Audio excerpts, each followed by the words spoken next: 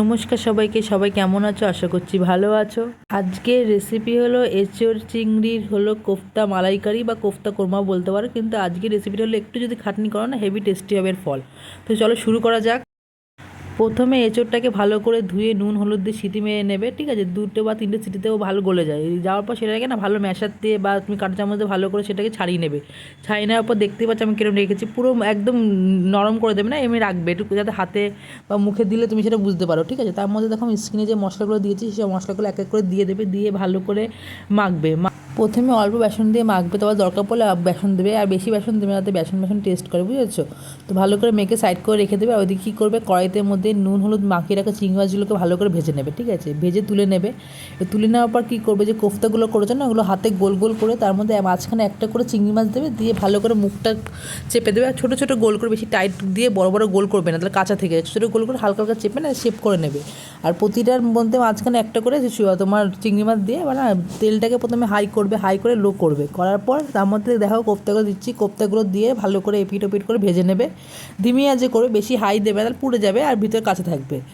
তো ভালো করে ভেজে তুলে নেওয়ার পর এবার ওই তেলের থেকে কুচি করে রাখা পেঁয়াজগুলো ভালো করে ব্রাউন কালারে ভেজে নেবে। ভেজে নেওয়ার পর না সেগুলো তুলে নেবে, কারণ ওই পেঁয়াজ দিয়ে তোমার হবে কোফতার মালাইকারি যেই আছে সেই পেস্টটা।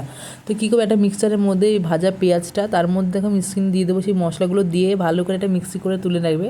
তারপর কড়াইতে তেল দিয়ে তার মধ্যে তুমি জিরে আর তেজপাতা ফোড়ন দিয়ে তার মধ্যে তুমি দেবে হলো কাঁচা লঙ্কা, আদা, জিরে বাটা, সেটাকে দিয়ে ভালো করে একটু কষিয়ে নেবে, ঠিক আছে? কষিয়ে সেই তেলের মধ্যে তুমি লঙ্কার গুঁড়ো আর তুমি কাশ্মীরি লঙ্কার গুঁড়ো দিয়ে ভালো করে কষিয়ে নেবে। তারপর মধ্যে তুমি দেবে হলো এই কোরমা মশলাটা, যেটা মিক্সি করেছে, ঠিক আছে? মশলাটা দিয়ে সেটাকে ধিমিয়ে আঁচে না একটু ফুটতে দেবে। ভালো করে যখন ফুটে তেল বেরোবে তখন তার মধ্যে নুন দিয়ে জল দেবে, পরিমাণ মতো জল দেবে, গরম জল দেবে, তাহলে টেস্ট ভালো হয়। গরম জল দিয়ে সেটা যখন ফুটবে না ভালো করে ঢেকে দেবে।